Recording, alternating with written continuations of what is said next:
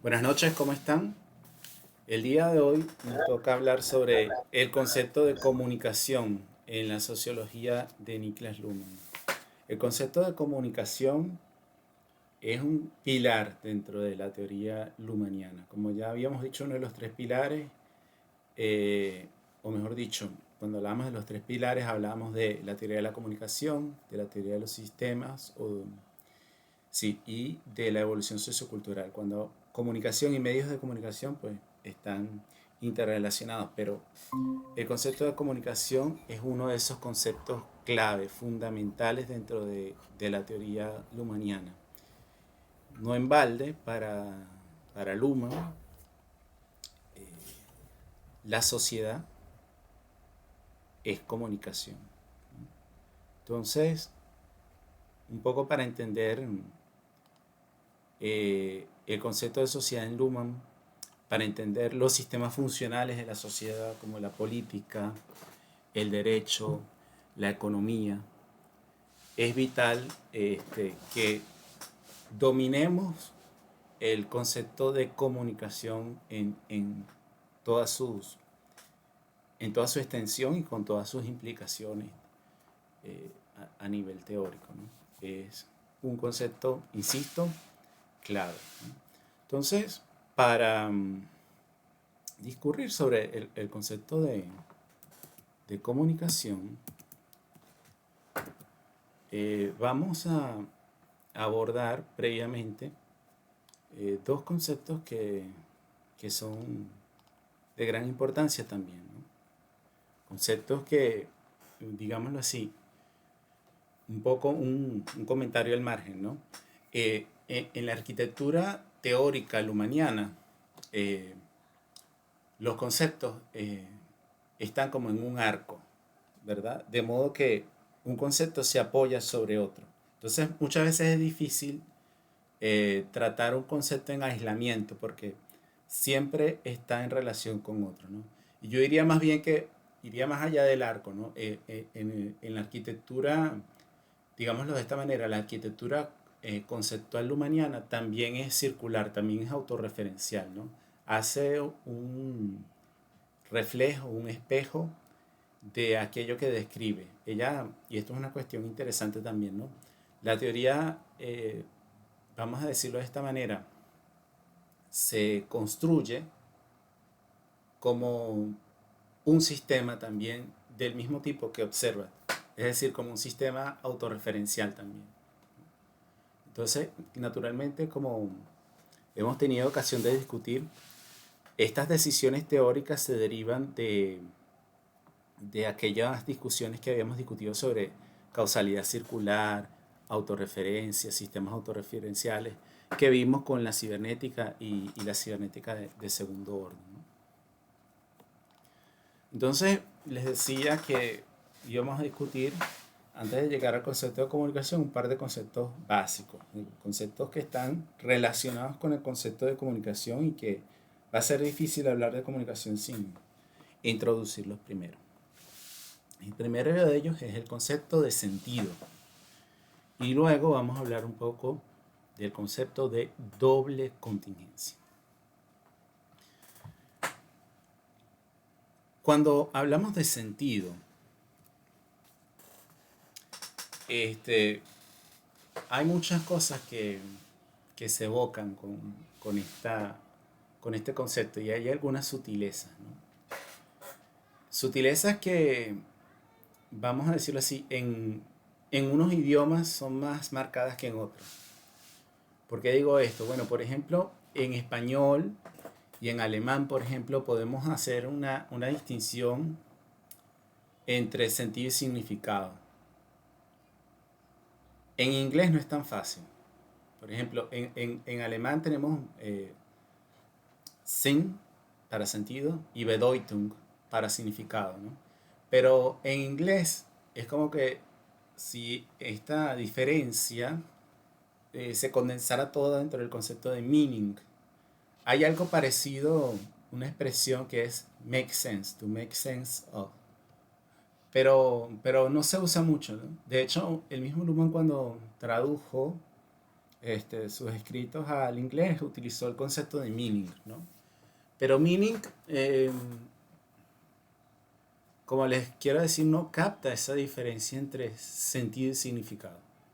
Y esta es una primera distinción que hay que remarcar, que hay que destacar. Sentido no es significado, ¿ya?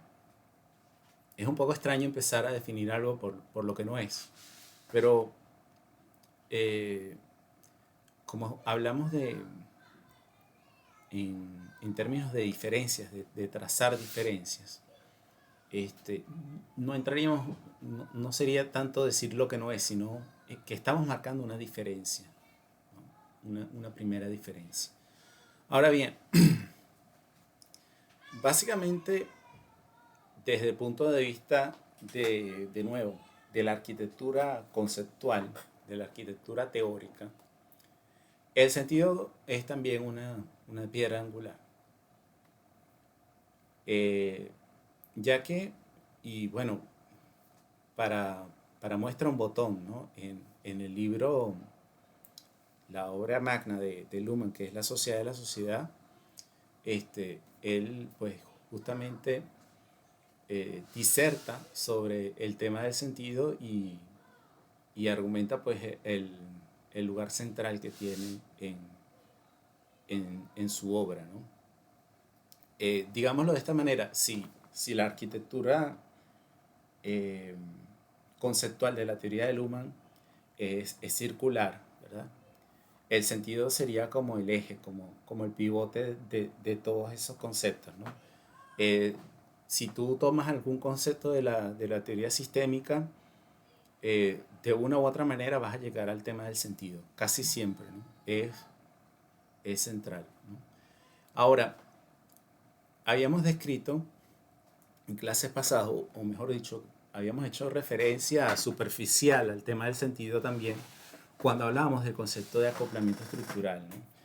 Y es que para Luhmann el sentido es un acoplamiento estructural entre los sistemas sociales y los sistemas psíquicos, como habíamos dicho, ¿no? Marcan ese puente entre la conciencia y la comunicación, ¿no? Y claro, acá aparece de nuevo el tema del significado, ¿no?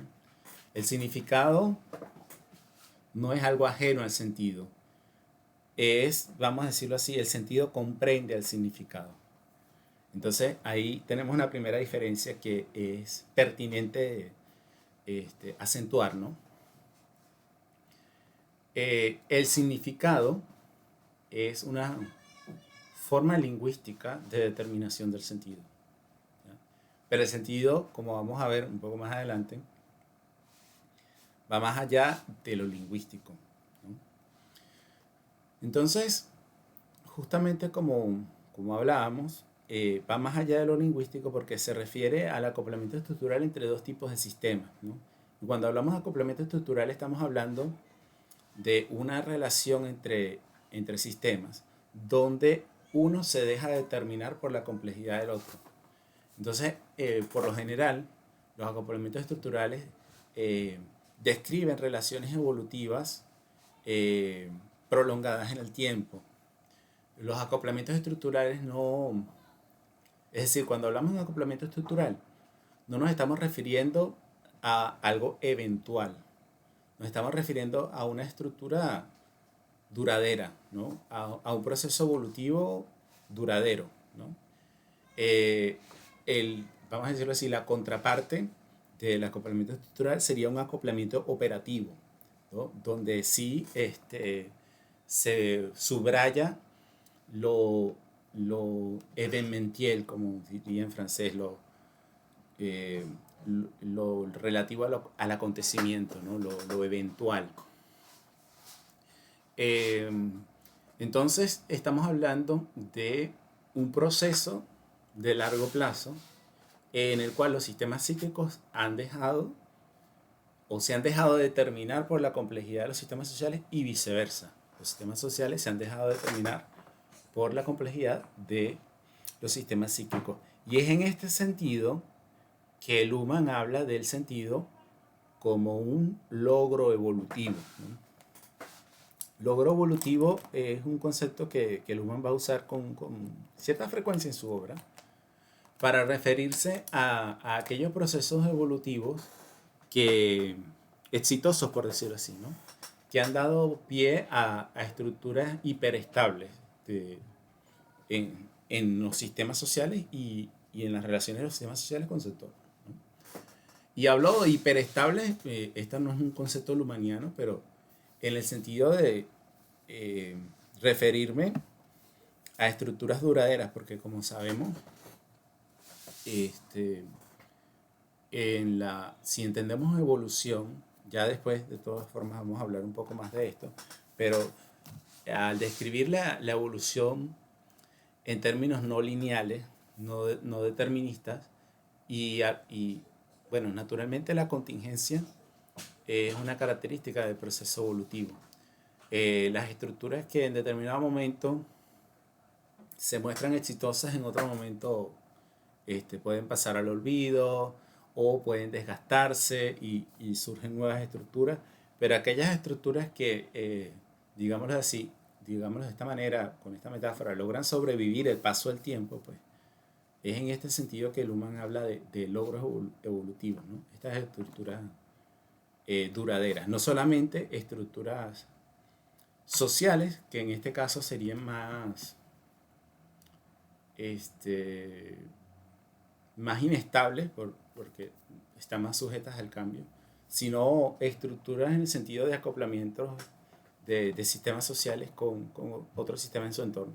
En este caso, el sistema psíquico, ¿no? Otro acoplamiento estructural en este sentido de largo plazo sería pues el acoplamiento estructural de los sistemas sociales con el entorno ecológico, ¿no? Claro, esto no, desde esta distinción naturalmente estaríamos hablando ya de otros problemas como pues el riesgo ecológico que entraña la vida humana sobre la Tierra, etcétera, etcétera, ¿no? Sería una distinción para enfocar otro problema, pero justamente desde la teoría lumaniana se puede describir así, se puede partir de esta distinción, ¿no? Del acoplamiento estructural eh, de los sistemas sociales con su entorno ecológico. Y bueno, por allí va un poco también la discusión del libro de Luhmann, Comunicación Ecológica. Bien, entonces, básicamente, cuando se habla de sentido, se habla de un excedente, como lo dice acá, como lo refiere Luhmann en sistemas sociales, ¿no? De referencias a otras posibilidades de vivencia y acción, ¿no? ¿Qué significa que sentido sea un excedente, ¿no? Él después va a perfilar esto, va a afinar ese primer aproximamiento. Y va a hablar de una diferencia, como es usual en su jerga, en su terminología, en su filosofía, en su forma de pensar. Va a hablar de una diferencia entre actualidad y potencialidad. Entonces, fíjense, el excedente y lo potencial se encuentran en un horizonte. Un horizonte que eh, marca una distancia con un estar acá, con una actualidad, con una referencia contingente pero actual, ¿no? Entonces, esa distancia entre, o esa diferencia entre lo que es el caso actualmente y las posibilidades que de allí se derivan, ¿no? Entonces, por eso se refiere a ese excedente de referencia. Es importante detenernos acá y pensar en los paralelos del concepto de sentido con el concepto de información que ya describimos en Shannon y Weaver. Si recordamos la discusión de Shannon y Weaver, información era definida como una suerte de entropía, ¿verdad? Pero más allá de eso, Shannon, para describir la información, hablaba de la selección de fuentes de información, hablaba de un conjunto de fuentes de información. Entonces, este, vamos a decirlo así, mayor era la sorpresa y por ende las posibilidades, era más informativo un mensaje, mientras las posibilidades de selección fueran también más grandes, ¿no? Entonces acá hay un paralelo, ¿no? Porque ese excedente de referencia a posibilidades de vivencia se equipara a las posibilidades de selección de fuentes de información en Shannon, ¿no? Entonces acá hay un paralelo muy interesante. No obstante, Luhmann va a distinguir entre sentido e información, ¿no? En el capítulo de sentido, en sistemas sociales, Luhmann va a hablar concretamente de que la distinción entre sentido e información atañe a los cambios de estado del sistema, ¿no? No obstante, hay varios puntos en los que esta distinción vuelve a presentarse de varias formas, ¿no? En términos muy generales, digámoslo de esta manera, los sistémicos suelen decir que, o suelen referirse al sentido como procesamiento de información, suelen referirse al sentido en términos procesuales y a la información en términos concretos como un acontecimiento, ¿no? La información es un acontecimiento y el sentido está siempre presente en el sistema porque es como esa constante, ese horizonte de posibilidades que surgen constantemente en el momento en el que se trazan diferencias, en el momento en que se marcan diferencias, que sería lo actual, ¿no? De modo que cuando que decir que el sistema procesa información es en cierta forma equiparable a decir que es un sistema que procesa sentido, es un sistema o es un sistema de sentido, ¿no? ¿A qué nos referimos con esto, no? Lo que quiero subrayar acá es que el proceso que describe al sentido mismo, el proceso de, vamos a decirlo de una forma algo redundante, el proceso de procesamiento de información es autocatalítico, es recurrente, es recursivo, por esa característica que tiene de que su horizonte abre un conjunto de potenciales, ¿no? Si imaginásemos un escenario hipotético en el que la potencialidad se opacase, esto significaría un empobrecimiento del sentido, esto significaría potencialmente, en el caso de que eso llegase a radicalizarse, la detención del sistema, ¿no? La detención de la comunicación.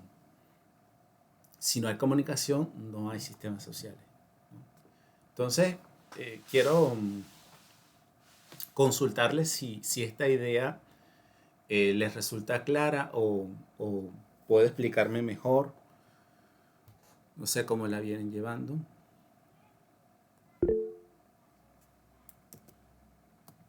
¿Sí? ¿Quién levantó la mano? Noel. Sí, doctor, yo quería preguntarle a ver si lo voy comprendiendo, ¿no? Me voy con el caso del rol, del papel de la mujer, ¿no?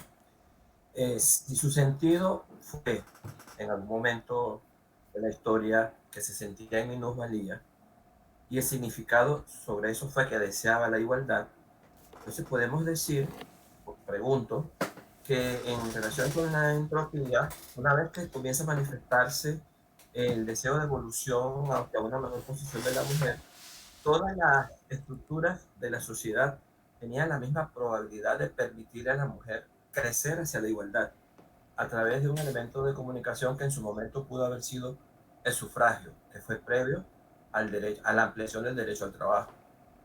Es por ahí la comprensión. Mira, aprecio el intento que has hecho de poner en juego los conceptos y de tratar de darle un sentido. Eso es positivo. Es un ejercicio que deben ir haciendo para ir obteniendo esa musculatura conceptual que necesitamos. No obstante, estamos hablando todavía en términos muy abstractos. No hemos determinado un tema todavía. El proceso, es decir, porque ya cuando tú metes la cuestión de la mujer, ya estás introduciendo algo específico, estás introduciendo un tema, estás introduciendo un conjunto de problemas ya referentes también a la estructura social, referente a distinciones, por ejemplo, hombre-mujer, y otro tipo de distinciones que pueden surgir a colación, por ejemplo, de diferencias sociales, etcétera, etcétera, roles de trabajo, ¿no? Entonces, vamos a decirlo así, estás realizando una concreción cuando nosotros todavía estamos a un nivel muy, muy abstracto.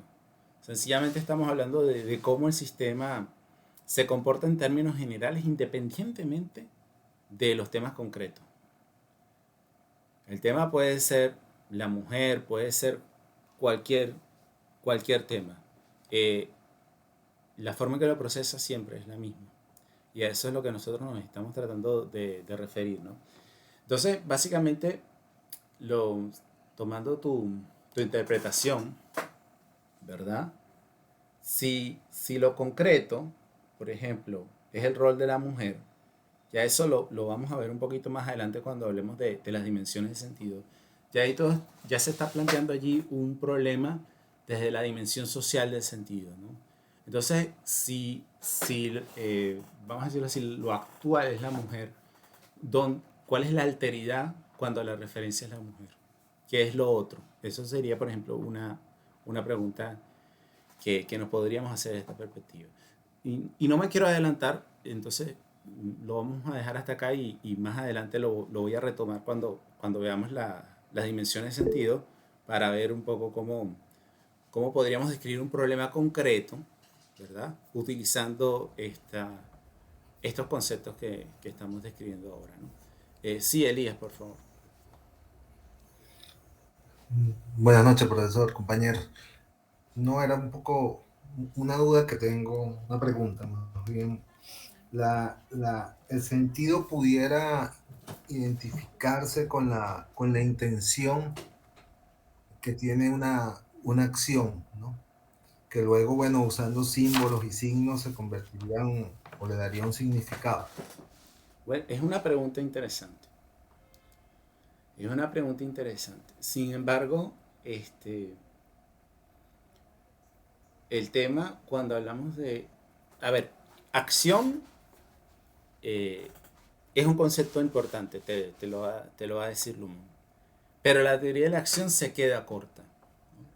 Luhmann reserva el concepto de acción, ¿verdad? Como una forma de observación de primer orden. Es como el sistema interpreta sus acciones. El sistema ve sus acciones en términos de acciones. La comunicación, te va a decir Luhmann, surge al nivel de la observación de segundo orden, al nivel de la observación de observadores, ¿no? Sistemas observando sistemas. Sistemas capaces de observar, observando sistemas capaces de observar, ¿no? Entonces, en este sentido, la comunicación es un concepto de la ciencia, es un concepto del sistema científico porque el sistema científico, una de las digamos así, de su determinación de diferenciación, es esa capacidad que tiene de concentrarse en las expectativas cognitivas, y esto es una observación de segundo orden, ¿no? En el sentido de que, vamos a decirlo así, pone sobre el tapete cuáles son las pretensiones de conocimiento en la comunicación corriente, ¿no? Y poner sobre el tapete una comunicación implica necesariamente una observación de observaciones. Entonces, esto por un lado, ¿no? Por el tema de la acción. El tema de la intención tiene el problema vamos a decirlo así, de su historia filosófica, ¿no? Porque generalmente no solo se asocia la intención con la acción, sino que muchas veces también el tema de la intención tiene un contenido moral y ético, ¿no? En el sentido de que cuando se busca intenciones, cuando se buscan motivaciones, por lo general se busca una justificación de la acción, y una justificación justamente en términos morales y o éticos, ¿no? El por qué se hizo tal cosa, el actuar correctamente, en el derecho, por ejemplo, el problema de, de la posibilidad de atribuir una, una conducta culposa, punible, un hecho punible, ¿no? Entonces, el Luhmann no te va a hablar de intenciones, porque intención sería una observación de primer orden. Desde el punto de vista de observaciones, Luhmann te va a hablar de atribuciones, ¿no? Y concretamente de atribuciones de sentido. Y lo que él te va a plantear es lo siguiente: no lo veamos en términos de intenciones, veámoslo en términos de cómo en la sociedad se realizan las atribuciones de sentido, o cómo se realizan, y concretamente en este caso, pues cómo se realizan las atribuciones de acciones, qué distinciones están presentes allí de forma subrepticia, por decirlo así, porque muchas veces estas distinciones no están explícitas en la comunicación, sino escondidas en las estructuras comunicativas, ¿no? Escondidas en las estructuras de sentido que van orientando la comunicación, que marcan esas potencialidades, ¿no? Frente a lo que es un tema concreto, ¿no? No sé si con esto me explico. Noel, ¿tú fue que dejaste la mano levantada o querías hacer otra pregunta? Sí, no, es que quería comentar con respecto a su respuesta que, bueno, lo que sucede es que, por ejemplo, cuando yo estudié el pregrado en ciencias políticas, eh, nos tocó leer el libro Dialéctica de lo Concreto de Karel Kosik, que en su momento fue bastante denso, ¿no? Y lo comprendí entrando a sacar unas fotocopias, porque decía el aviso de la tienda por fuera, se sacan fotocopias, pero cuando entro me dice la señora, no hay fotocopias. Ahí fue que entendí la dialéctica de lo concreto. Entonces, desde ese momento trato de llevar estas cosas a ejemplos que me permitan una comprensión más fácil. No, una herramienta cognitiva importante es esa, que muchas veces se describe quizás erróneamente como aplicar, porque aplicar de repente tiene un contenido pragmático que no se presta para todo. Pero cuando nosotros aprendemos una nueva palabra, cuando aprendemos un nuevo concepto, cuando aprendemos una nueva idea, la forma de apropiárnosla es utilizando estos conceptos para asir un problema, observar con ellos la realidad. Por ejemplo, cuando estás aprendiendo un idioma, la mejor forma de adquirir vocabulario no es solamente buscar palabras en el diccionario, sino utilizar esas palabras, aprender a utilizarlas en los contextos correctos, ¿verdad? Y comunicarte de manera efectiva, ¿no? Entonces, mutatis mutandi, cambiando lo cambiable, vale lo mismo para este caso, ¿no? Tenemos que tratar a- eh, de apropiarnos de estos conceptos, poniéndolo en relación con lo que nosotros sabemos y poniéndolo en relación con lo que a nosotros nos interesa, con nuestros intereses cognitivos, ¿no? Entonces, naturalmente, las primeras aproximaciones no van a ser muy buenas, pero la idea es ir haciendo ese ejercicio y poco a poco vamos a ir puliendo y vamos a ir afinando nuestra comprensión. Ese es el ejercicio. ¿Sí? Bien, entonces, si, si quedó claro hasta acá lo que estamos tratando poner sobre el tapete, de explicar. El tema del sentido, insisto, tiene que ver con una diferencia entre las posibilidades actuales de vivencia de acción, perdón, entre las actuales vivencias y o acciones y las acciones y vivencias potenciales, ¿no? Fíjense que Luhmann pone en relación siempre vivencia y acción, y esto es algo también que es interesante destacar, porque no es solo acción. Y esto es muy, o sea, si lo vemos en términos sociológicos, es muy interesante también porque al poner juntas vivencia y acción, es como que si Luhmann estuviese conciliando dos tradiciones dentro de la teoría sociológica, que es, por ejemplo, las teorías de la acción y por otro lado, aquellas teorías que en venia weberiana se enfocan más en el sentido, ¿no? Entonces, de esta forma es un poco una conciliación entre distintas formas de hacer teoría en la sociología y esto es algo interesante también que vale la pena destacar, aunque si bien es, digámoslo así, de interés más sociológico que politológico, es algo que salta a la vista, ¿no? Entonces, ponen en relación vivencia y acción y esto él lo relaciona con la diferencia entre sistema e entorno, ¿no? Es decir, no lo define en los términos filosóficos, que podría hacerlo, pues, siguiendo las tradiciones, sobre todo, primero de la misma sociología y luego de la filosofía, en especial de, de la fenomenología husserliana, ¿no? Que él seguía y que Husserl, de hecho, dedicó buena parte de su esfuerzo intelectual a tratar de desenmarañar este problema de la intersubjetividad, ¿no? Entonces, Luhmann opta por dejar de lado este camino, que él examinando la obra de Husserl juzgó que era como un callejón sin salida, ¿no? Entonces, él juzgó que era más adecuado abordar esta diferencia, justamente en términos de diferencia entre sistema y entorno, ¿no? En donde el sistema se identifica a sí mismo como la acción, se describe a sí mismo en términos de acción, ¿verdad? Y su relación con el entorno, su relación con su entorno, es en términos de vivencia, ¿no? Entonces, hay un cruce de distinciones entre sistema, entorno, interno y externo, vivencia y acción, donde el sistema a la vez actúa y experimenta, ¿no? Y experimenta acciones de su entorno, actúa frente a su entorno, ¿no? Entonces,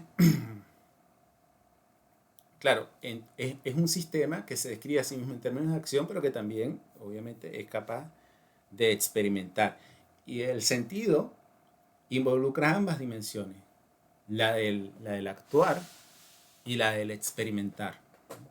No son problemas separados, ¿no? Son caras de una misma moneda, ¿no? El que actúa experimenta y el que experimenta actúa también, ¿no? Incluso cuando se le puede considerar como sujeto pasivo en determinado contexto, en determinada situación, ¿no? Es más, ya sería una cuestión de roles o papeles que le tocaría jugar a determinado sujeto en determinado contexto, ¿no? Entonces ya sería una concreción. Entonces, en términos abstractos, en términos mucho más generales, la vivencia y la acción es independiente de la atribución de la acción. Por eso él la relaciona con el sistema, no la relaciona con un sujeto, como podría ser o como habría sido en el caso de la tradición sociológica. La relaciona como el sujeto y deja abierto si quien se puede atribuir la acción es un sujeto, es un sistema social, es una organización o qué rayos es, ¿no? Entonces, acá de nuevo viene el problema de la contingencia, ¿no? Que permean también todo. Es un ser posible de otra manera, no solamente en términos de dimensiones, como es el caso del sentido, dimensiones de acción y vivencia, sino también de determinaciones de sentido, bueno, que vamos a ver justamente ahora cuando hablemos de la dimensión de sentido, ¿no? Entonces, otra cara del problema del sentido es la relación entre el sentido y la complejidad, ¿no? Y hablamos un poco también de la relación entre el sentido e información, ¿no? Y habíamos enfatizado no solamente los paralelismos entre el concepto de información en Shannon y Weaver, sino también el hecho de que ese excedente de posibilidades era un proceso recurrente, un proceso recursivo, en el cual siempre se generaba un horizonte de posibilidades, de potencialidad. Y era el mantenerse siempre esta diferencia a lo que se refería al sentido. Y la información se refería a diferencias concretas, no a un acontecimiento concreto que marca una actualidad y un abanico de posibilidades, ¿no? Entonces, luego vamos a ver la relación entre sentido y complejidad, que también se relaciona con lo anterior, desde la perspectiva que cuando hablamos de sentido, estamos hablando de selección, porque para pasar de lo actual a lo potencial es necesario la selección. Si nos quedamos también vamos a decirlo así, en el asombro, ¿verdad?, ante las posibilidades que existen de acción, tampoco continuaría la comunicación. También se detendría el sistema. Es decir, es necesario transitar de lo actual a una posibilidad en concreto de aquel abanico de posibilidades. ¿Me explico? Y eso es selección. Eso es selección. Entonces, en este sentido, el sentido, disculpen un poco la redundancia, expresión de selección, porque tiene una estructura de remisión interna que obliga, que fuerza a la selección. Es como que si el mismo hecho de que se deslinden frente a una situación, un conjunto de posibilidades, invitan a que se examinen algunas de esas posibilidades y se descarten otras. Invitan a la selección, invitan a la selectividad, ¿no? Ya después vamos a ver cómo los sistemas sociales, en función de esa selectividad, van desarrollando estructuras que le permiten, vamos a decirlo así, tomar cierto tipo de decisiones en situaciones concretas, y que eso luego va a generar como que una deriva estructural, ¿no? Un camino evolutivo, ¿no? Pero eso lo veremos más adelante, ¿no? Entonces, perdón, insisto, complejidad, ¿verdad?, significa presión de selección. Complejidad significa la imposibilidad de una relación uno con uno de los elementos del sistema y de los elementos del sistema frente a su entorno.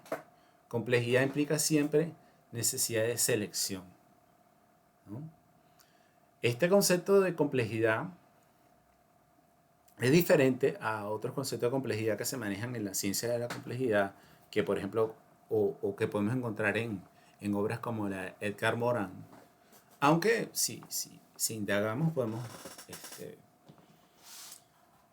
encontrar paralelismos y relaciones, ¿no? Pero para entender el concepto de complejidad en Luhmann tenemos que comprender que él está pensando en términos de sistemas y está pensando en términos de cómo operan estos sistemas, ¿no? Entonces está describiendo sistemas primero que tienen una existencia temporal, cuyos elementos son efímeros, es decir, son acontecimientos que una vez que suceden, pues se desvanecen. Entonces esos acontecimientos tienen que estar constantemente renovándose para que el sistema tenga existencia. Y esos acontecimientos, como les dije, son comunicaciones, ¿no? Entonces, en este orden de ideas, ¿verdad? La complejidad te describe una relación del sistema con su entorno. Te habla en principio de la necesidad de la diferencia del sistema-entorno. ¿Por qué? Porque no todo puede ir con todo, no todas las relaciones son posibles. La misma existencia de un sistema te habla de selectividad, porque son un conjunto de elementos limitados que tienen un conjunto de relaciones entre ellos que también son limitadas, es decir, y esas relaciones son estructuras, ¿verdad? Entonces, hay selectividad. Hay selectividad, ¿por qué? Porque existe un excedente de posibilidades. Entonces, sentido y complejidad son como dos caras de la misma moneda, ¿no? También. Porque dado que existen un conjunto de alternativas, ¿verdad? Que no se pueden todas realizar, que no se pueden todas visitar, que unas excluyen a otras, ¿verdad? Es necesario elegir. Y esas decisiones también condicionan futuras elecciones, ¿no? Porque un camino, pues, te lleva por determinado derrotero, tiene consecuencias, abre determinadas posibilidades y te cierra otras, ¿no? No es que bajo cada selección o tras cada selección es como si se renovara el mismo patrón de opciones, no. Cada selección lleva por un derrotero, actualiza un conjunto de posibilidades que no existían antes. ¿Explico? Entonces, llegando al tema de las dimensiones de sentido, Luhmann dice lo siguiente, ¿no? La diferencia fundamental entre actualidad y horizonte de posibilidades hace posible la rediferenciación de las diferencias entre las posibilidades abiertas, así como su comprensión, tipificación, esquematización y que ganen valor de información en la siguiente actualización.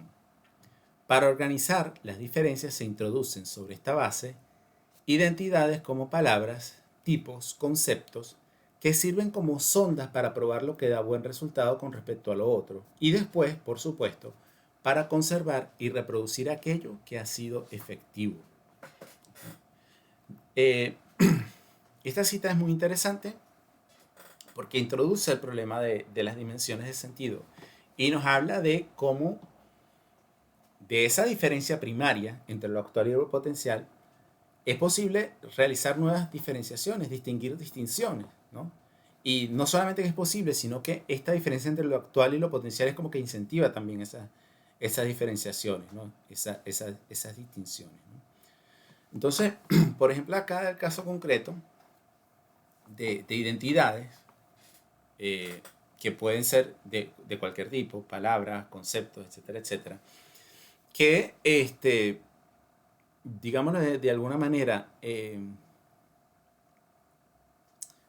utiliza la metáfora de una sonda, ¿no? Para probar lo que da buen resultado frente a lo otro, ¿no? Y esto te habla pues del contexto siempre procesual en el que nos encontramos, ¿no? Insisto, no estamos hablando de sistemas cuyos elementos sean materiales, cuyos elementos tengan una existencia prolongada o objetiva en cierto sentido, en el sentido material, pues, sino que estamos hablando de sistemas cuyos elementos son acontecimientos, de sistemas y que en este sentido constan de elementos efímeros y que por ende si no alcanzan una dinámica de reproducción autopoética, ¿no? Aquí viene el concepto de autopoiesis, se detienen, ¿no? Se llegan a un estado de detención y se terminan, se acaban. ¿Sí? Entonces, estos sistemas también son capaces de experimentar con formas que pueden ser conceptos, pueden ser prácticas sociales, ¿verdad? Y en función de este proceso, ¿verdad? Probar si esa forma, ese concepto, esa práctica, ¿verdad? Tiene tracción y puede condensar expectativas y reproducir la comunicación, ¿no? El sentido es más que nada del éxito, es la posibilidad de darle continuidad a la autopoiesis. Esa es la medida de éxito, por decirlo así, ¿no? Luego dice Luhmann, ¿no? Así entonces, la información no es otra cosa que un acontecimiento que produce el enlace de las diferencias, una diferencia que produce una diferencia. He aquí el por qué nosotros encontramos en la descomposición del sentido en general no solo diferencias, sino descomposición en diferencias. A este resultado lo designamos con el término dimensión de sentido y deberemos distinguir entre dimensión objetiva, dimensión temporal y dimensión social. Entonces, claro,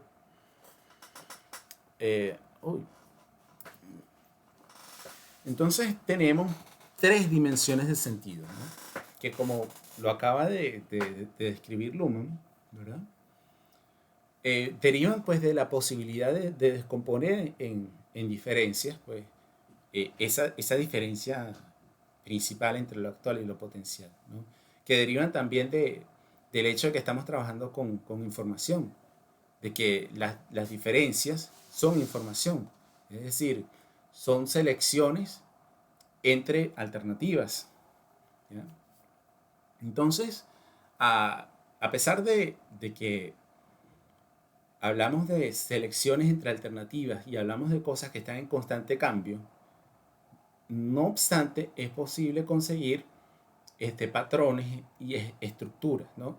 Y en cierto sentido, estas dimensiones que él describe son no solamente distinciones en el sentido que él las describe, sino que también son como constantes en los procesos comunicativos, en los procesos comunicativos de la sociedad, ¿no?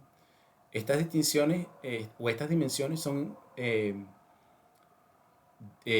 dimensiones, valga la redundancia, son horizontes de problemas que siempre se presentan, que siempre están presentes en toda comunicación, ¿no? Entonces, sobre ellas vamos a discutir ya en lo que sería la segunda parte de nuestra clase, ya que está a punto de acabarse el tiempo.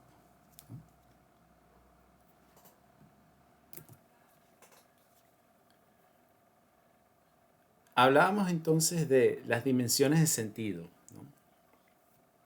Dimensiones objetivas, dimensión temporal y dimensión social. Y dado que acá surge constantemente el tema de las diferencias, me preguntaban que profundizara un poco sobre qué es una diferencia, ¿no?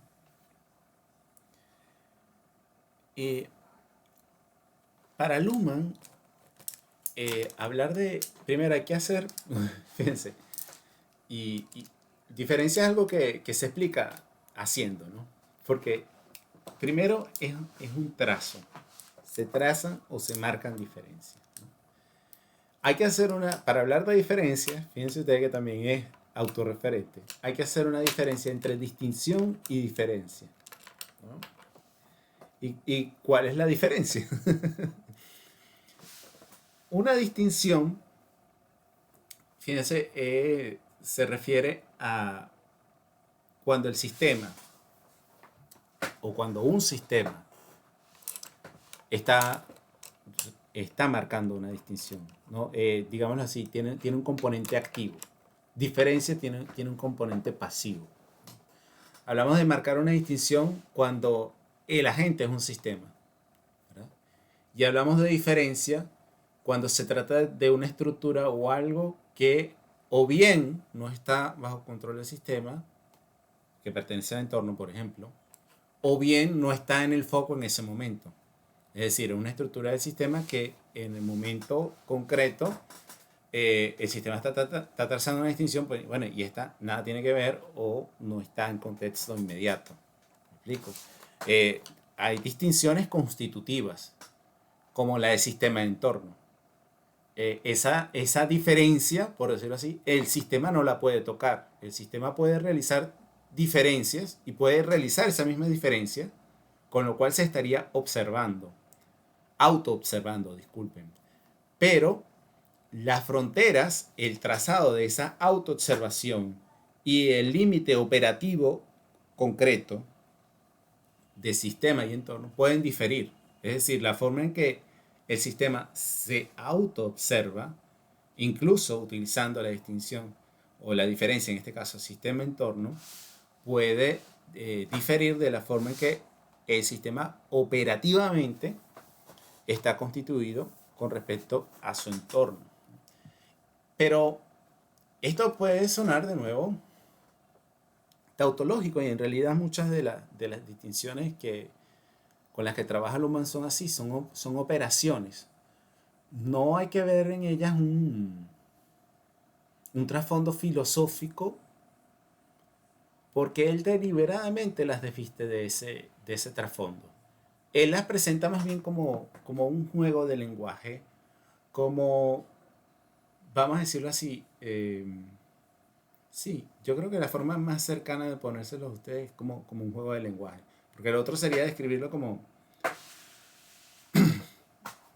una gramática libre, y una gramática libre describe un conjunto de reglas con las que tú puedes formar un lenguaje, ¿no? Entonces son operaciones que te permiten crear elementos más complejos que te permiten a su vez realizar otras operaciones y el conjunto de todas estas operaciones y de sus reglas de transformación son un lenguaje, ¿no? Entonces en este sentido las diferencias o la diferencia es como una de esas reglas de transformación del lenguaje conceptual de Luhmann, ¿no? Se producen conceptos trazando diferencias. Los conceptos no se definen ontológicamente, no se busca el ser, no se pregunta qué es tal cosa, sino que se pregunta, o mejor dicho, para preguntarse por una cosa se dice qué diferencia hace, qué diferencia marca. ¿Me explico? Reformulando lo que hemos dicho hasta ahora en estos términos, luhmannianamente no nos preguntaríamos qué es el sentido, porque la pregunta por el ser es una pregunta ontológica, refiere a una unidad potencialmente inmutable y por lo tanto eterna, cosa que bajo la perspectiva luhmanniana no tiene razón de ser. Si no nos preguntamos por qué diferencia hace el concepto de sentido, qué diferencia marca, qué diferencia traza.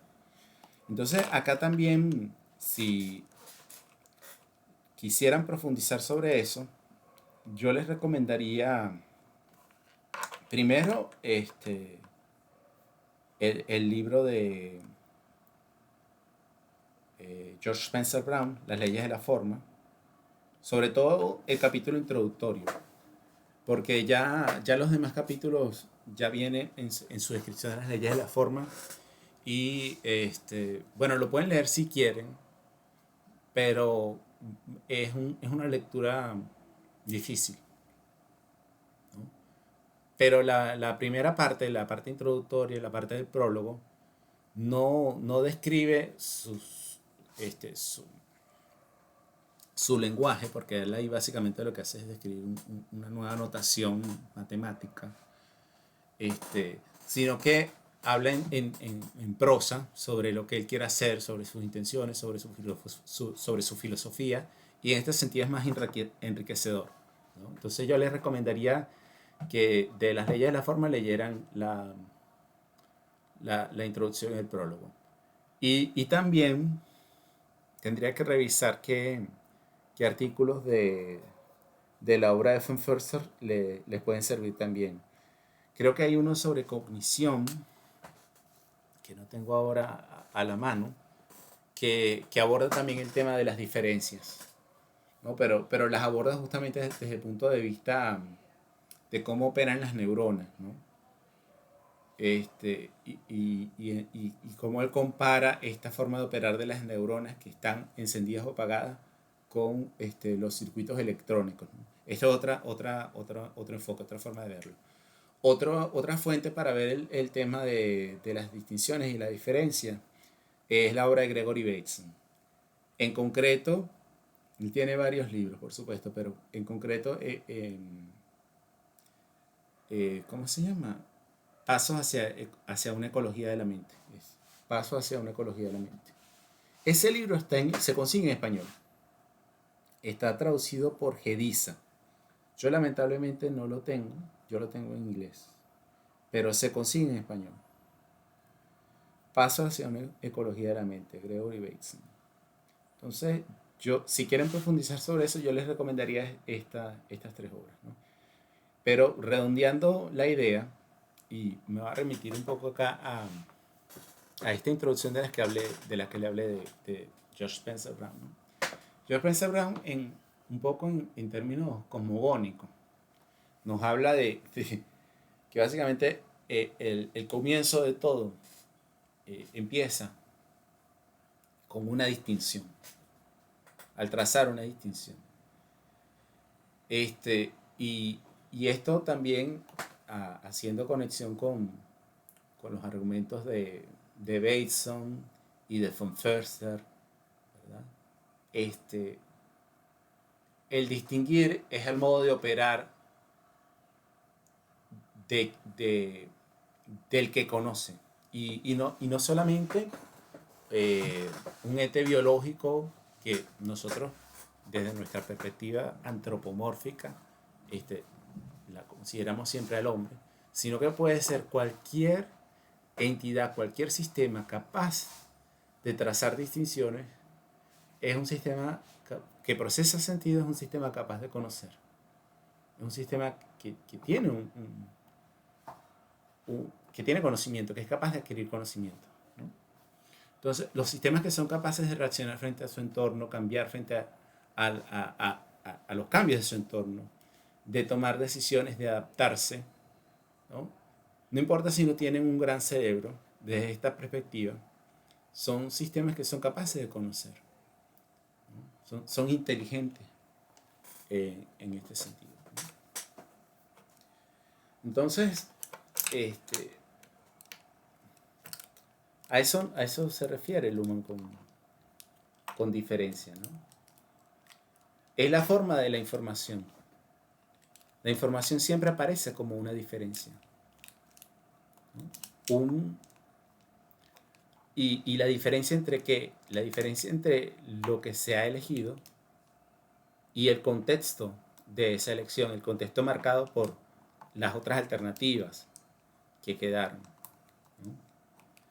Entonces, la diferencia se puede ver como, desde el punto de vista operativo, como la describí, como la forma en que los sistemas trabajan, y desde un punto de vista de observación de segundo orden, ¿verdad?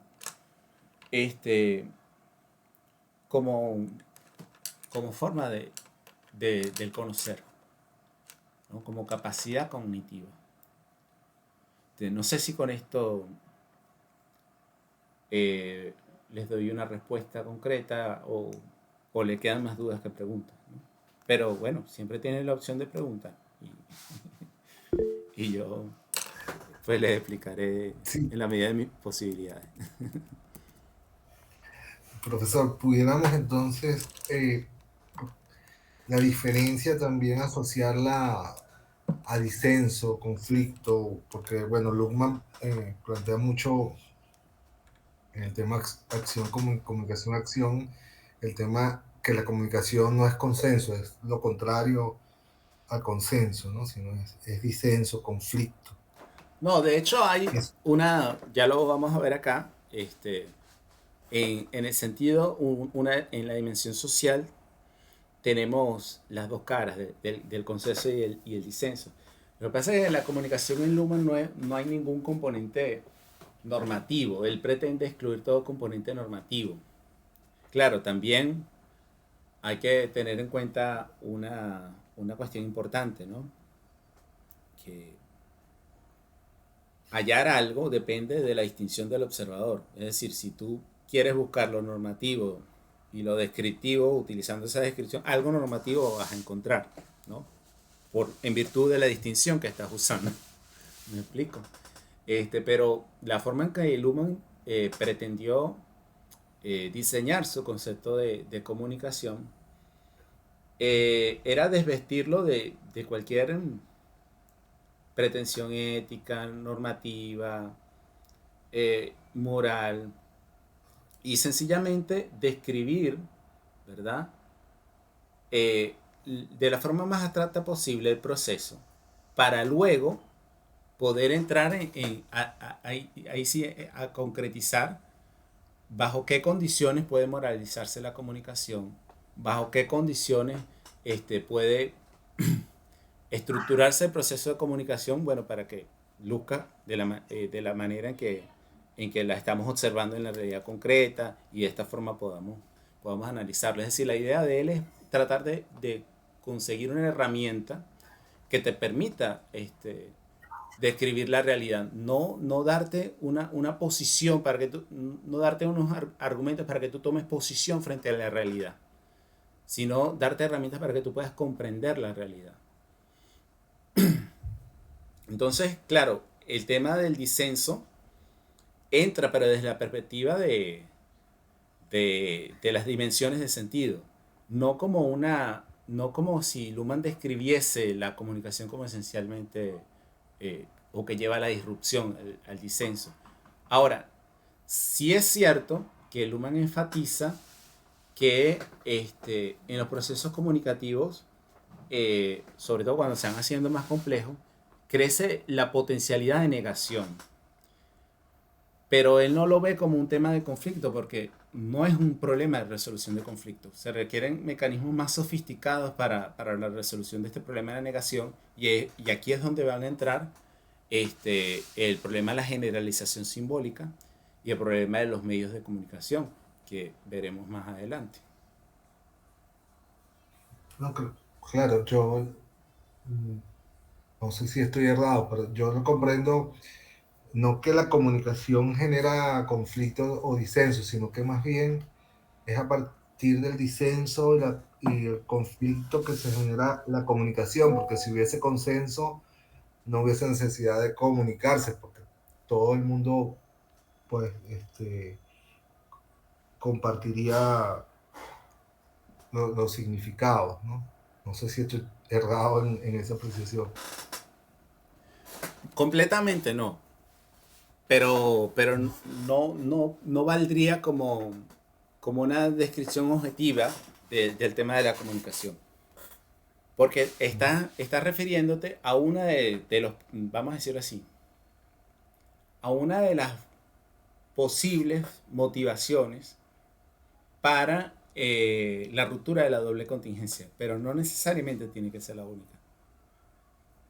No quiero seguir porque ya me obligaría a entrar de lleno al problema de la doble contingencia y quiero terminar con el sentido. Sí, disculpe, profe. No debo disculpar nada, ¿no? Pero es así, estos conceptos están tan relacionados que uno te lleva necesariamente al otro. Entonces, quisiera pausar acá y retomar esta inquietud que tienes cuando volvamos sobre el problema de la doble contingencia, porque tu inquietud tiene más que todo que ver con esto, ¿no? Me parece. ¿Sí? Correcto. ¿Volviste a levantar la mano o fue que quedó arriba? Quedó arriba entonces. No, Bien. no. Ok. Bien, entonces seguimos.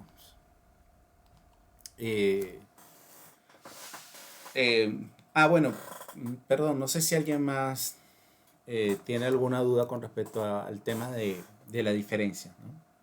Noel, Raúl, ¿les quedó claro cómo conseguimos la diferencia? Porque sí, es un concepto fundamental.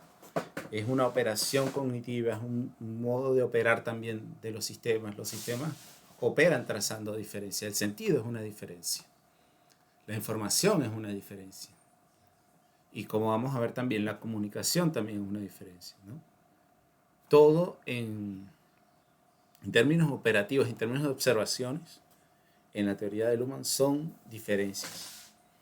Diferencias pues, o distinciones según el punto de vista. Como les dije, la diferencia entre distinción y diferencia depende si tomamos la perspectiva del sistema o de un observador.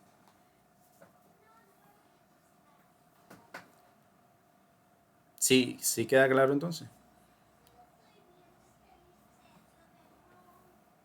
Bueno, Ahí vamos. continuamos entonces. Cualquier cosa, no vacilen en preguntar. Igual tienen bibliografía para consultar. Acá Noel consiguió el libro Paso hacia una ecología de la mente. Buenísimo, Noel. Muchas gracias. Ahí lo tienen para descargar. Bien, entonces, la dimensión objetiva se refiere a los objetos con intención plena de sentido. Para ponerlo en términos muy llanos, muy simples, la dimensión objetiva se refiere al qué, ¿no? Y él habla en ocasiones de una disyunción primaria, ¿no? La distinción entre esto y aquello. Por ejemplo, refiriéndonos a la sistematización que trataba de hacer Noel al principio, en la dimensión objetiva entra el tema, ¿no? En este caso podríamos hablar los derechos de la mujer, ¿no? Esto entraría en la dimensión objetiva como un problema, como un tema con intención plena de sentido, ¿no? Ahora, digámoslo de esta manera, si podemos trazar una distinción, ¿verdad?, entre esto y aquello, ortogonalmente podemos atravesar otra distinción, ¿no?, y hacer como una suerte de plano cartesiano. Y esa distinción ortogonal que suele insertarse en la dimensión objetiva es la de interior y exterior. Entonces tenemos cuatro dimensiones, ¿no?, que sería la de esto interior, esto exterior, aquello interior y aquello exterior, ¿no? Entonces, Luhmann es muy asiduo de hacer este tipo de distinciones, tratando de darle, de explorar, vamos a decirlo así, las diferentes aristas de un problema, siguiendo justamente esta idea de que las distinciones pueden dar lugar a nuevas distinciones, ¿no? Y de cómo estas distinciones también pueden acomodarse, porque, por ejemplo, si hablamos de diferenciación, en el caso sistema-entorno, hablaríamos de distinciones que se relacionan unas con otras en un anidamiento, ¿no es cierto? Porque la distinción más interna, por decirlo así, describiría a un subsistema, y mientras vamos subiendo, ¿verdad?, estamos describiendo sistemas que tienen subsistemas, ¿no? Esta sería, por ejemplo, una relación, si quieres decirlo así, jerárquica, pero más bien describámosla como anidamiento, porque no necesariamente tiene que haber una jerarquía, ¿no? Pero también otra forma de concatenar distinciones es como la acabo de describir, ¿no? Como si nos imaginamos la primera distinción como el eje de las X, ¿verdad? Puede insertarse otra distinción en el eje de las Y, y tenemos como un plano de coordenadas de sentido, por decirlo así, ¿no? Entonces, esta es una herramienta analítica que usa mucho Luhmann, ¿no? Esto de insertar distinciones ortogonales dentro de otra distinción, ¿no? Y la dimensión temporal, ¿verdad?, describe la diferencia entre antes y después, ¿no? Y y de nuevo, ortogonalmente, introduce otra diferencia entre acontecimiento y existencia, cambio, duración. Y finalmente, la dimensión social, alter y ego, el otro y un yo. Para Luhmann, alter y ego no describen sujetos, no describen personas, describen posiciones básicamente, ¿no? Posiciones dentro de la comunicación que puede ocupar cualquier identidad, cualquier elemento, y esa identidad va marcada por la dimensión objetiva, ¿no? Y de nuevo, ortogonalmente, el problema de la relación de la alteridad con el yo, del yo con la alteridad, está el tema de el disenso y el consenso. Entonces, claro, hice un paneo muy breve, descripción muy llana de cada una de las dimensiones, porque las vamos a ver mucho, porque son una herramienta analítica muy interesante. Fíjense que, de nuevo, frente al problema que se planteaba Noel, ¿verdad? Ya habíamos dicho que en la dimensión objetiva teníamos la determinación de un tema. Se marca un qué, ¿verdad? Ahora, frente a ese qué o todo qué, vamos así, tiene una historia, ¿verdad? Se ubica en un punto en el plano temporal, es parte de un proceso más grande, o tiene la potencialidad de desencadenar el mismo, un proceso, ¿verdad? Que marca distintos hitos, distintos momentos, ¿verdad? Por ejemplo, en el caso que planteó Noel, pues tenemos distintos hitos dentro de la lucha de la mujer, ¿no? Por ejemplo, después de la Segunda Guerra Mundial marca un hito importante, pues es cuando cobra gran fuerza el movimiento feminista, por ejemplo, ¿no? Y sirve también para poner en la palestra pública y en la palestra académica también con el surgimiento de las teorías feministas este tema, ¿no? Pero también desde la dimensión temporal podemos, el sentido permite trazar distinciones hacia cualquier punto de la escala temporal. Una vez que somos capaces de distinguir entre antes y después, podemos introducir distinciones temporales más refinadas, ¿no? Y sobre esto vamos a ver luego, ¿no? Por ejemplo, podemos distinguir pasado, presente y futuro, presentes pasados, pasados presentes, futuros presentes, etcétera, etcétera. Podemos distinguir un conjunto de dimensiones temporales, ¿no?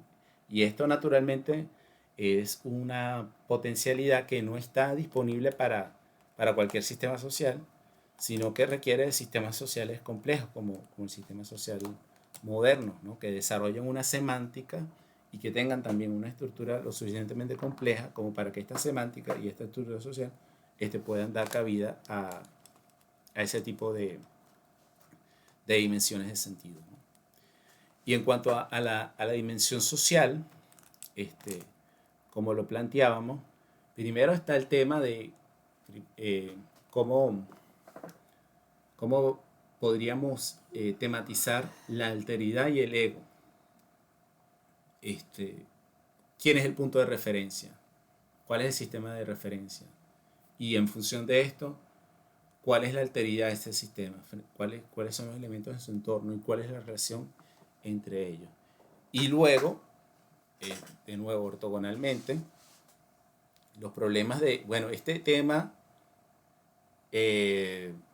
¿por qué es un tema importante? ¿Qué conflictos desencadena? ¿Qué acuerdos implícitos existen? ¿Qué acuerdos explícitos existen? ¿Qué consensos y qué disensos marca? ¿Qué conflictos saca a la luz? ¿Qué problemas saca a la luz, ¿no? Es observar, fíjense, ambas perspectivas, ¿no? No solo la del disenso, ni preferir solo la del disenso, sino ver ambas caras de la moneda, porque todo problema pues tiene dos caras de la moneda en este sentido, ¿no? Entonces las dimensiones del sentido son una de las herramientas más básicas a la hora de esbozar el análisis sociológico con la teoría de Luhmann, porque primero nos permiten, ya te doy la palabra, Noé, observar nuestro problema e irlo desgranando, irlo planteando, por decirlo así, ¿no? Ir buscando cuáles son las dimensiones de sentido relevantes, en qué dimensiones se van planteando los problemas y cuáles son las distinciones que están de plano allí y que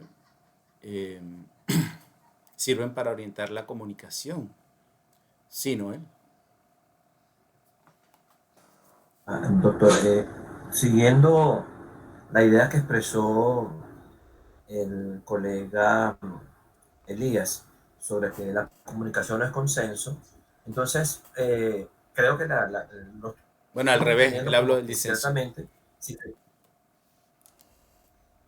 ok, estaba tratando de comprenderlo como, claro, desde el punto del disenso es que yo puedo ver diferencias, porque ya una vez que logro el consenso, entonces no voy a tener operaciones diferentes. No, pero insisto, el tema son las diferencias, porque no todo es disenso. A ver, vamos a ponerlo de esta forma. Voy a tratar de explicar esto con un ejemplo. Fíjense.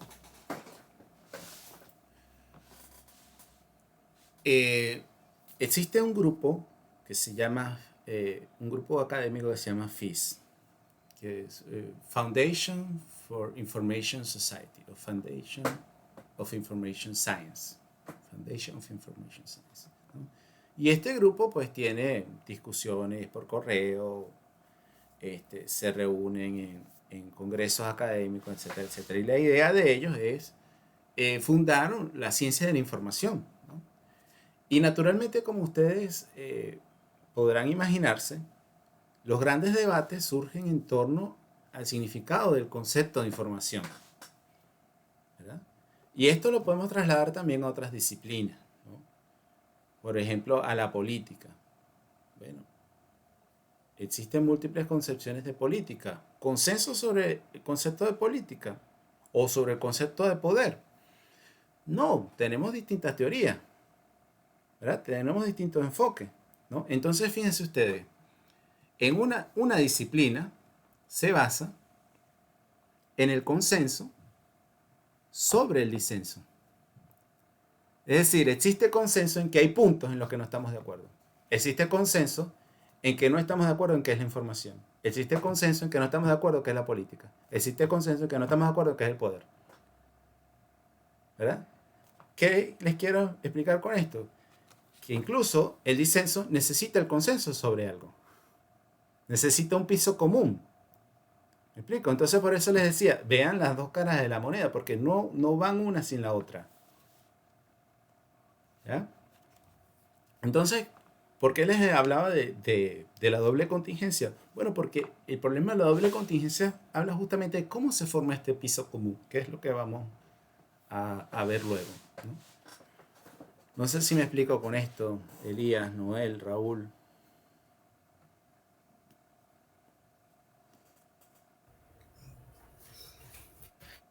Sí, sí, pero tal vez como usted dice, cuando veamos doble contingencia podamos despejar más el horizonte. Sí. Raúl. Sí, sería algo así como let's agree and disagree. Exacto. Claro, estar de acuerdo Okay. en el desacuerdo, en el disenso. En que estamos Claro, de desacuerdo. en que estamos en desacuerdo. Claro, esto es por supuesto, una concreción, pero en el nivel que lo estamos planteando es un nivel mucho más abstracto y mucho más general, ¿no? la comunicación, ¿verdad? Necesita cierto nivel de coordinación, porque si no, no es posible la comunicación, ¿no? Elías hablaba del disenso como ese motor, ¿no? de la comunicación, porque en el consenso, digamos que todo se enfriaría y se estancarían las cosas. Al menos esa era la forma en que te interpreté de Elías, ¿no? Sí, Sí, sí, entendí que es como que al final la claro, necesidad de comunicarse surge claro, bueno, de clarificar situaciones, de que ya sea, de que se entienda el significado, ¿no? Porque claro. si todo el mundo estuviera como claro, Pero el tema es que para que pueda todos existir sabemos algo consenso o disenso, sobre el UMA, claro, no tenemos que comunicarnos. claro. Sí, correcto. Pero el tema es que para que pueda Pero existir siquiera consenso o disenso, tiene que existir primero un sistema social. Tiene que existir primero comunicación. Entonces, el disenso y el consenso no es fundacional para lo social. Es una consecuencia de que exista comunicación. No explica la comunicación, es una consecuencia de la comunicación. es una consecuencia. Esa era mi duda, que no lo entendí como una consecuencia, sino más bien como el hecho constitutivo de la comunicación. Claro, no lo es. Y ya vamos a ver, ya vamos a ir sobre eso. Bueno, justamente, doble Correcto. contingencia, ¿no?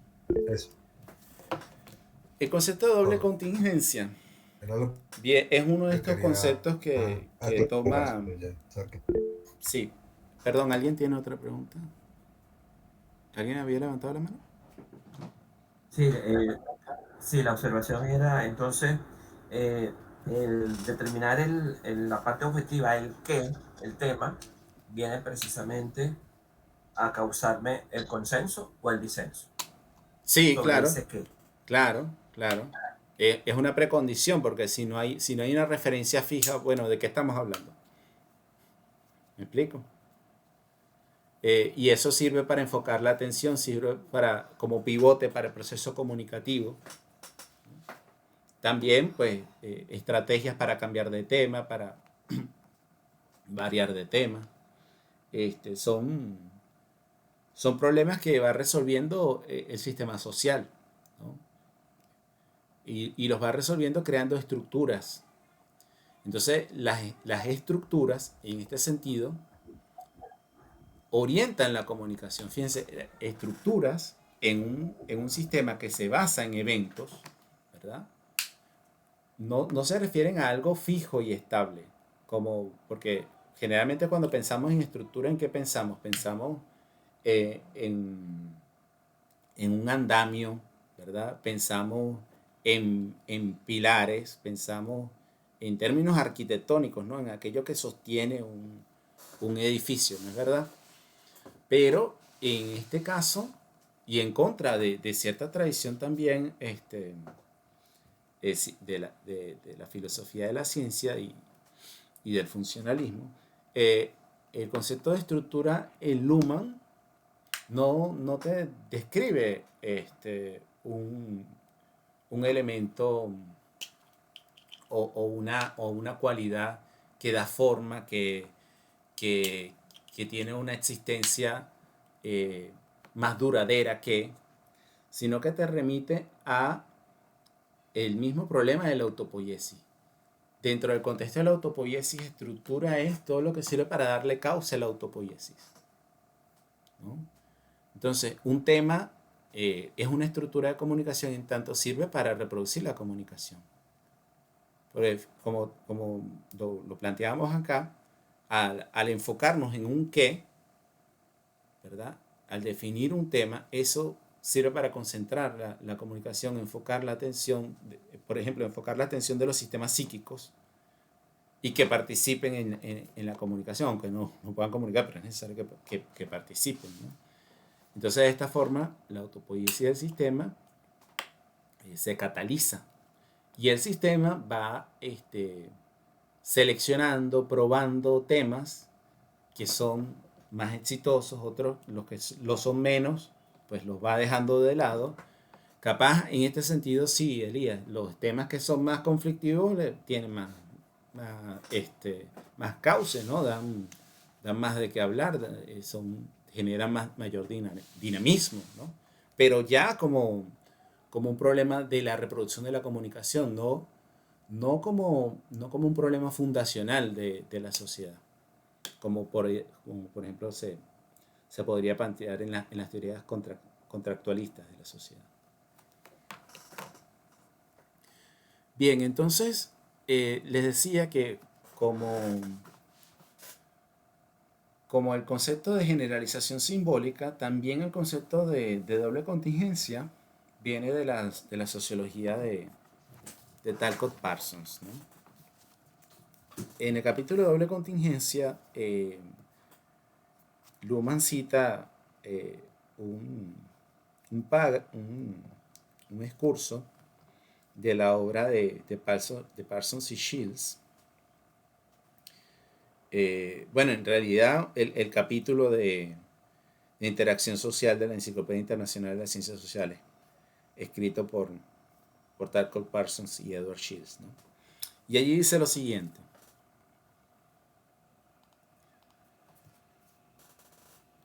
existe una doble contingencia inherente a la interacción. Por un lado, las gratificaciones del ego son contingentes en su selección de alternativas, pero por otro, la reacción del alter será contingente en la selección del ego y resultará de una selección complementaria por parte del alter. A causa de esta doble contingencia, la comunicación que conforma la preocupación de modelos culturales no podría existir sin la generalización de lo particular de situaciones específicas, que nunca son idénticas para el ego y para el alter, y la estabilidad del significado que únicamente puede ser asegurada por convenciones respetadas por ambas partes. En esta formulación, que parte de una dimensión social, este es un comentario de Luhmann, generalización significa la solución del problema en la dimensión objetiva y estabilidad la solución del problema en la dimensión temporal. Una formulación posterior se refiere también a la temática de la reflexividad social. De nuevo cita acá Luhmann a Shields y Parsons. Son dos los puntos cruciales de referencia para analizar la interacción. Primero, que cada actor es un actor que actúa y a la vez es objeto de orientación, tanto para él mismo como para otros. Y dos, que como actor que actúa se orienta hacia sí mismo tanto como hacia los otros. Y como objeto tiene significado para sí mismo y para otros en todos los modos o aspectos primarios. De estas premisas proviene la propuesta fundamental de la doble contingencia de la interacción. La meta no es solamente, como para las unidades aisladas de comportamiento animal-humano, el resultado de una contingencia, de una cognición exitosa y la manipulación de los objetos del entorno por parte de los actores. Además, puesto que los objetos más importantes de la interacción también activan, es también contingente para su interacción, para la intervención en el transcurso de los eventos. Fin de la cita. Entonces acá Luhmann nos está describiendo el problema tal cual lo describen Parsons y Shields. Luhmann toma esta descripción y básicamente él nos dice, oye, este problema no se le ha dado la atención debida en la teoría sociológica. Y lo que trata de hacer Luhmann es redescribirlo y exaltarlo y darle el lugar que le corresponde dentro de la teoría de la sociedad, ¿no? ¿Por qué Luhmann considera que este es un problema central? Básicamente, si se dan cuenta,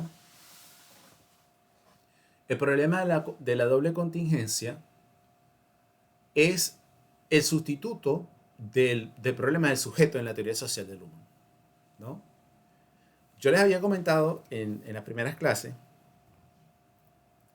que la teoría de la sociedad de Luhmann puede leerse a contrapelo de las teorías y filosofías del sujeto. Que la teoría de la sociedad de Luhmann es una crítica muy fuerte, muy despiadada hacia la filosofía y las teorías del sujeto. Entonces, ¿qué? Vamos a decirlo de esta manera. ¿Cómo sustituye Luhmann al sujeto en la teoría social? Bueno, el concepto de doble contingencia es clave en eso. Entender el concepto de doble contingencia nos va a ayudar a comprender, ¿verdad? ¿Cuál es el enfoque que Luhmann sugiere? Si no nos enfocamos en los sujetos que son capaces de actuar, ¿en qué nos enfocamos? Entonces, Luhmann, al describir la doble contingencia, o el problema que entraña la doble contingencia, está describiendo el problema que desencadena la constitución de un sistema social. Aquí sí, ¿no? Insisto, cuando hablamos de doble contingencia, estamos hablando del problema del origen, por decirlo así, de los sistemas sociales, ¿no? Ahora, no estamos hablando, valga la aclaración, no estamos hablando de un origen histórico, ¿eh? Estamos hablando de un teorema, si podemos decirlo así, ¿no? De un problema teórico que nos explica que, vamos a decirlo así, ¿a qué problema son los sistemas sociales una solución? Porque desde la perspectiva metodológica de Luhmann, ¿verdad? El funcionalismo de Luhmann, ¿verdad? Básicamente describe que una función, ¿verdad? Es una solución a un problema determinado. Y el tema de los equivalentes funcionales, ¿verdad? Describen que un problema determinado pues tiene distintas soluciones y que estas soluciones pues son comparables entre sí, ¿no? Fíjense que en el funcionalismo de Luhmann no está presente el problema de la estructura, ¿no? La función no está en relación con una estructura, la función no es funcional en una estructura, ¿no? Sino que cuando hablamos de funciones nos hablamos de problemas en general, lo podemos describir en términos muy generales. Y en términos concretos entre los sistemas sociales, ¿verdad? La teoría de los sistemas sociales es lo que brinda, vamos a decirlo así, los problemas frente a los cuales esta metodología funcional va a venir a tratar de explicar, ¿no? Cómo esta diferenciación sistémica viene a responder a qué tipo de problemas. Vamos a reformularlo porque capaz lo puse en términos un poco confusos, ¿no? Vamos a decirlo así, ¿no? La metodología funcional, ¿verdad? A diferencia del estructural funcionalismo, no tiene como objeto principal la estructura, ni contextualiza la función dentro de la estructura, sino que le da prioridad a la función misma, ¿verdad? Y la función misma la define como un problema. Este problema puede ser cualquiera, no importa, ¿verdad? Entonces,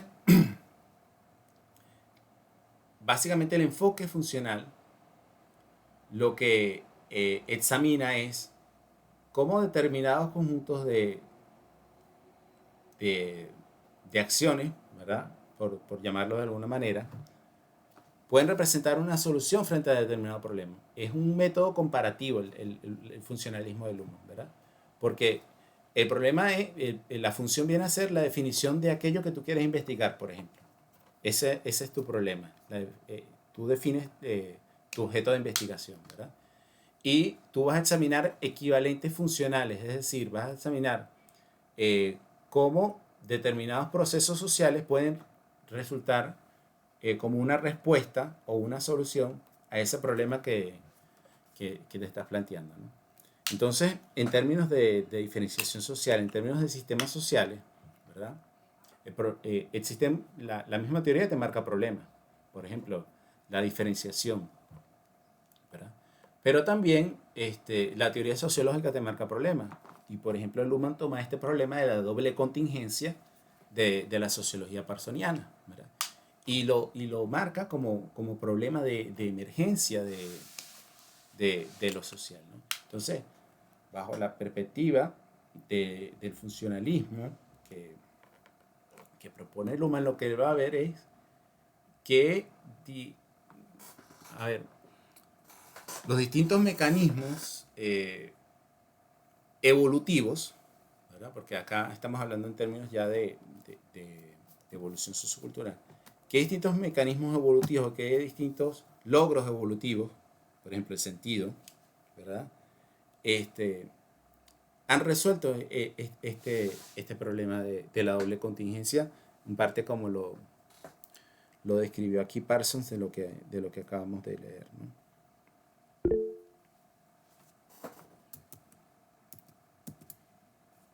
Sí, ¿quién levantó la mano?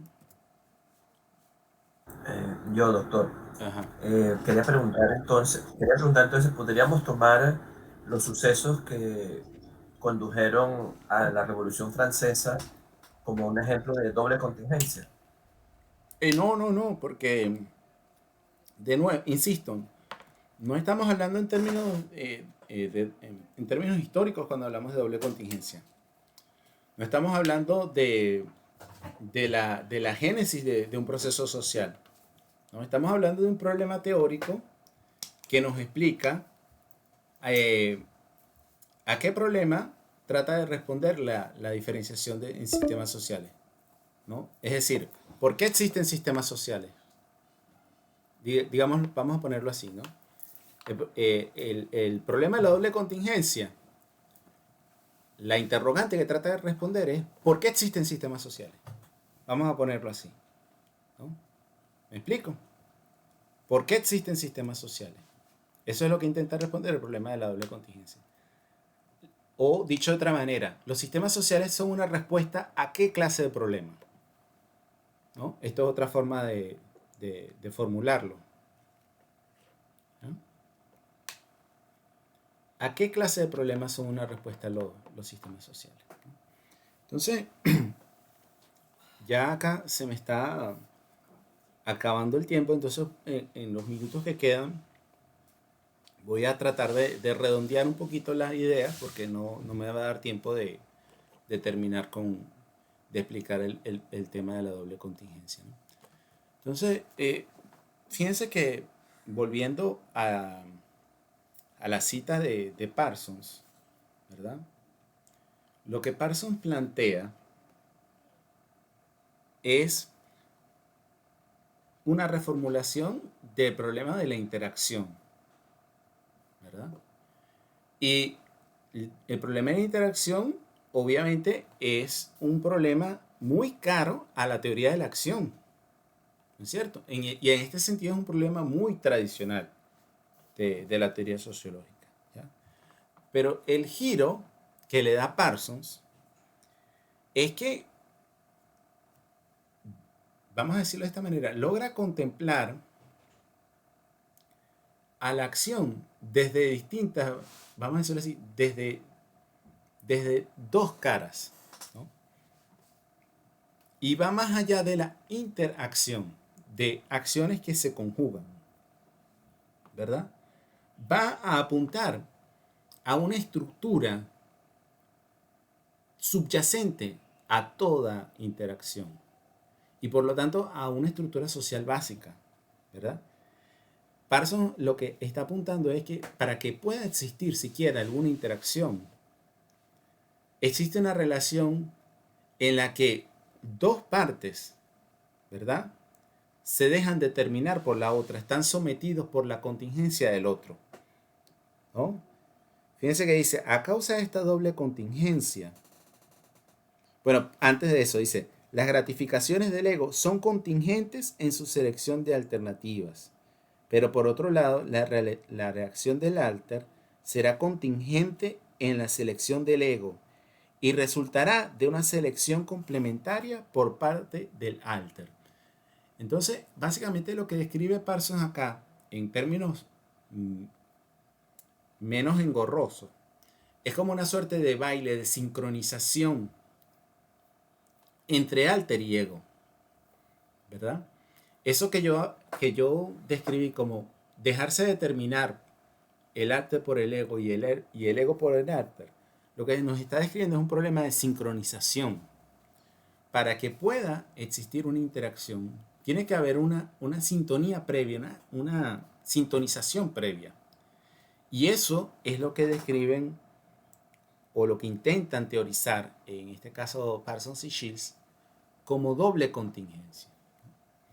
¿Y cómo va a redescribir Luhmann este concepto? Bueno, eso es lo que veremos en la próxima clase.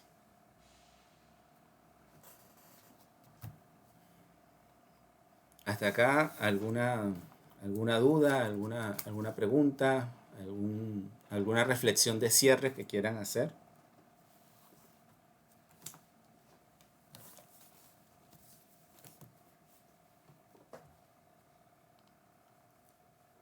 Bueno, si no es así, nos vemos entonces la próxima semana.